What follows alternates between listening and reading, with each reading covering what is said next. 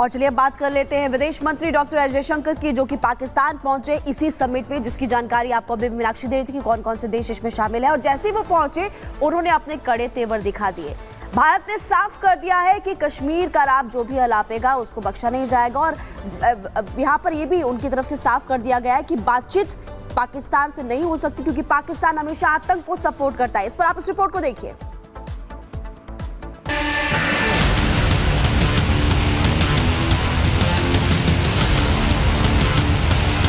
पाकिस्तान में चल रहे एससीओ समिट में हिस्सा लेने के लिए भारतीय विदेश मंत्री एस जयशंकर पाकिस्तान पहुंच चुके हैं।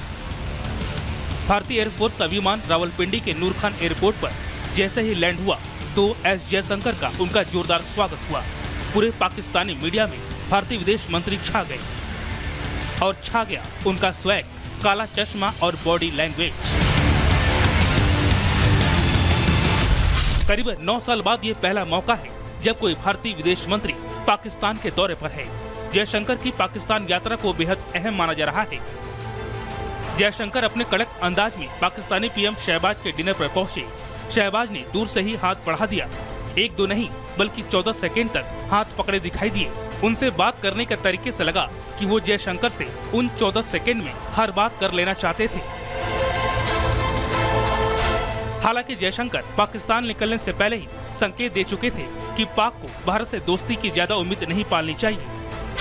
किसी भी पड़ोसी की तरह भारत निश्चित रूप से पाकिस्तान के साथ अच्छे संबंध रखना चाहेगा, लेकिन ऐसा सीमा पर आतंकवाद को नजरअंदाज करके और कल्पना लोक में जीकर नहीं हो सकता। जयशंकर ने अपने इरादे पहले ही साफ कर दिए थे।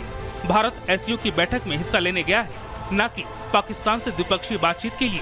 लेकिन पाकिस्तान अभी भारत से बातचीत के लिए गिड़गिड़ा रहा है।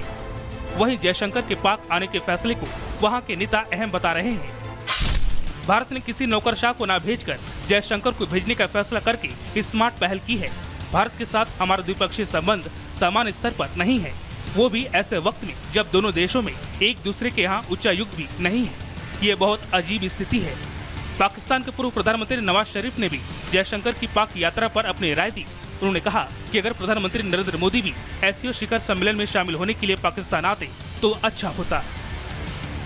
वहीं सूत्रों के मुताबिक एससीओ बैठक में पाकिस्तान कश्मीर का मुद्दा उठा सकता है, क्योंकि चीन ने कश्मीर का राग अलाप दिया है। हालांकि जयशंकर ने भी अपने इरादे पहले ही साफ कर दिए हैं। पाकिस्तान ऐसी कोई हिमाकत करता है तो उसे उसी की धरती पर करारा जवाब मिलेगा। Bureau report, Republic Bharat. पर ही लेकिन अभी तक कुछ मिला नहीं है। और इसी के साथ जो यात्री है उनको लेकर के भी आपको जानकारी दे दें कि अभी तक इस फ्लाइट को रीशेड्यूल करे जाने की बात कही जा रही है, क्योंकि सभी यात्रियों को अहमदाबाद एयरपोर्ट पर ही रखा गया है। उनके सामान की स्क्रीनिंग की जा रही है, चेकिंग की जा रही है। ये तस्वीरें देखिए, रनवे की तस्वीरें, सुबह की ये तस्वीरें हैं जहाँ भी बसेस और फायर ब्रिगेड की जो गाड़ियां हैं वो मौके पर है। 2 तस्वीरें ये दिखा रहे हैं। एक तस्वीर एयरपोर्ट अहमदाबाद की है, जिसमें यात्री फ्लाइट संख्या 6C651 में अंदर है। इंडिगो की फ्लाइट है ये। और उन्हें जैसे ही इस बात की जानकारी मिलती है, उन्हें बताया जाता है कि टेक्निकल फॉल्ट है। इसके बाद अहमदाबाद डाइवर्ट किया जाता है, उतारा जाता है और सामान की जो स्क्रीनिंग होती है उसके बाद पता चलता है कि बम होने की खबर मिली थी। दूसरी तस्वीर, जैसे ही इस बात की जानकारी मिलती है, एम्बुलेंस से लेकर के बसेस तक पहुंचा दी जाती है और इसी के साथ फायर ब्रिगेड की जो गाड़ियां हैं उन्हें भी भेजा जाता है। तस्वीरें आपको दिखा रहे हैं बम स्क्वाड सीआईएसएफ की टीम मौके पर इंडिगो फ्लाइट संख्या 6E651 की इमरजेंसी लैंडिंग। और इस इमरजेंसी लैंडिंग को लेकर के एक ग्राउंड रिपोर्ट हम आपको दिखाते हैं, क्योंकि हमारे सहयोगी वहीं पर मौजूद थे। आप देखिए, सीआईएसएफ के कई ऑफिसर्स अब फील्ड पे आ चुके हैं। बॉम्ब थ्रेट की यहाँ पर खबर सामने आई। इसके अलावा हम जैसे ही लैंड करते हैं तो जलने की बदबू आने लगती है। क्या बात है अभी तक ये नहीं बताई जा रही है, क्योंकि यात्रियों को ये नहीं बताया जाता है। लेकिन आप देख सकते हैं यहाँ पर जो जवान है वो दिखाई दे रहे हैं हथियारों के साथ। और अब यहाँ पर चेकिंग की जाएगी कि आखिर परेशानी क्या थी, क्योंकि कैप्टन ने अपने सूझबूझ से कैप्टन ने काफी होशियारी के साथ लैंड कराया। और जब लैंड कराया गया तो देखा गया था काफी नीचे लैंडिंग कराई गई थी। फिलहाल लोग को डिबोर्ड किया जा रहा है। तो ये ग्राउंड रिपोर्ट आप देख रहे थे, प्रगति की आवाज आप सुन रहे थे और अभी फिलहाल इमरजेंसी लैंडिंग कराई गई और अभी भी लगातार जांच पड़ताल की जा रही है। खबरों में आगे बढ़ते हैं, बात करेंगे मुंबई की। बाबा सिद्दीकी हत्याकांड की बात करते हैं, क्योंकि बाबा सिद्दीकी की हत्या की गई, इसी के बाद से लगातार ये सवाल खड़े हो रहे हैं कि लॉरेंस बिश्नोई का नाम अब जब सामने आ रहा है, लॉरेंस बिश्नोई गैंग का नाम अब जब सामने आ रहा है, तो क्या वो मुंबई में भी अपना साम्राज्य बड़ा करना चाहता है?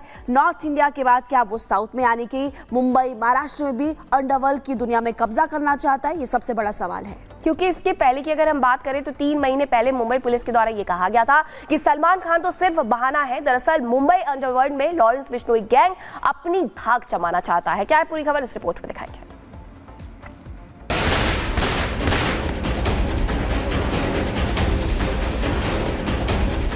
14 जुलाई को मुंबई की मकोका कोर्ट में मुंबई पुलिस की क्राइम ब्रांच ने 1736 पन्नों की एक चार्जशीट दाखिल की थी। ये चार्जशीट 14 अप्रैल को सलमान खान के घर गैलेक्सी अपार्टमेंट पर हुए शूटआउट को लेकर थी। सलमान खान के घर गोली चलाने के मामले में लॉरेंस बिश्नोई समेत कुल 19 लोगों को आरोपी बनाया गया था और इसी चार्जशीट में क्राइम ब्रांच ने लिखा था, सलमान को धमकी तो एक बहाना है, असल में लॉरेंस बिश्नोई पूरे मुंबई में राज करना चाहता है, यानी वो मुंबई अंडरवर्ल्ड पर अपना कंट्रोल चाहता है। बाबा सिद्दीकी के कत्ल के बाद 2 सवाल पूछे जा रहे हैं। पहला, क्या इस कत्ल के पीछे लॉरेंस गैंग है या फिर कोई और? दूसरा, अगर लॉरेंस गैंग ही इस कत्ल के पीछे है तो निशाना बाबा सिद्दीकी ही क्यों? बाबा सिद्दीकी की हत्या में पकड़े गए आरोपियों और फरार आरोपियों को लेकर मुंबई पुलिस ने जो कड़ियां जोड़ी हैं, वो फिलहाल यही इशारा कर रही हैं कि बाबा सिद्दीकी की हत्या के पीछे लॉरेंस गैंग का हाथ है। असल में बाबा सिद्दीकी के कत्ल की साजिश हुई और उसे अंजाम देने में मुंबई पुलिस ने कुल 6 लोगों की शिनाख्त की है। इन 6 लोगों के नाम है गुरमेल सिंह, शिव कुमार गौतम, धर्मराज कश्यप, मोहम्मद जीशान अख्तर, प्रवीण लोनकर और शुभम लोनकर है। इनमें से 3 गुरमेल सिंह, धर्मराज कश्यप और प्रवीण लोनकर फिलहाल पुलिस के कब्जे में है, जबकि बाकी 3 यानी जीशान अख्तर, शुभम लोनकर, शिवम कुमार गौतम फिलहाल फरार है और उनकी तलाश जारी है। जो 3 आरोपी पुलिस की गिरफ्त में हैं, उनसे मुंबई पुलिस की पूछताछ में इन 6 किरदारों की अलग अलग रोल की जानकारी मिली। मुंबई पुलिस की जांच में जो बात निकलकर सामने आई है, उसमें साफ है कि बाबा सिद्दीकी के मर्डर के लिए ऐसे शूटर चुने गए जिनका कोई बड़ा क्रिमिनल बैकग्राउंड नहीं था। दरअसल अब मुंबई की सड़कों पर गैंगवार नहीं होती है, लेकिन इससे भी इनकार नहीं किया जा सकता है कि मुंबई अंडरवर्ल्ड में अभी भी डी कंपनी की मौजूदगी है और लॉरेंस बिश्नोई इस डी कंपनी के पैरेलल में अपनी एल कंपनी बनाना चाहता है।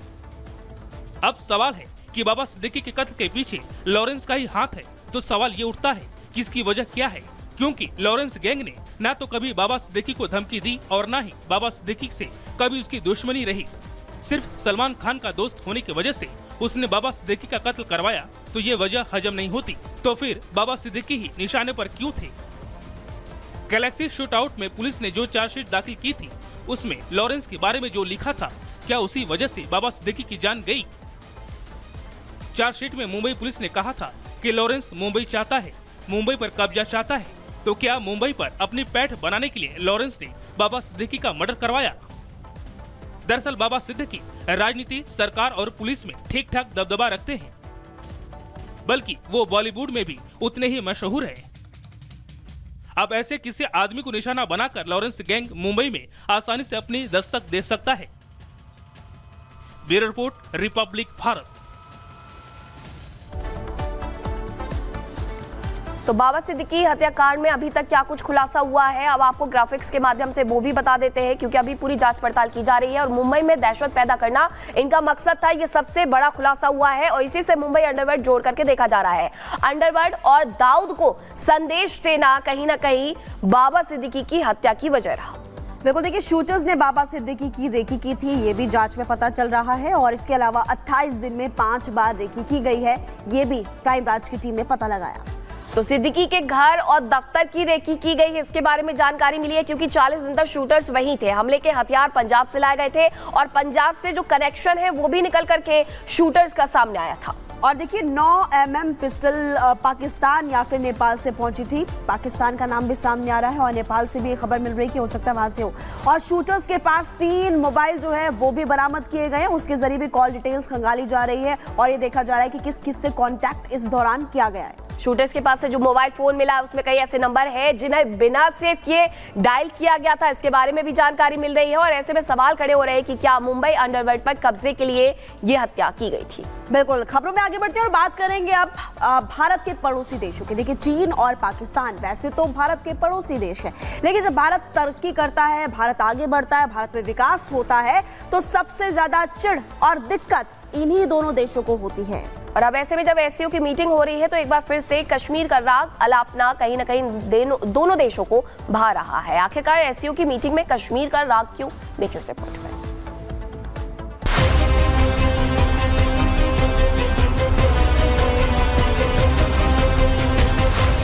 एससीओ समिट का मंच सज चुका है। आज और कल इस समिट का बेहद खास दिन होने वाला है। समिट जैसे जैसे आगे बढ़ रहा है वैसे वैसे पाकिस्तान के भारत के खिलाफ नए कुचक्र सामने आ रहे हैं। इसका सबसे बड़ा उदाहरण है चीन और पाकिस्तान का कश्मीर को लेकर साझा बयान। दोनों देशों ने दक्षिण एशिया में शांति और स्थिरता बनाए रखने की दिखावटी वकालत की है। साझा बयान में सभी लंबित विवादों के समाधान की बात कही गई।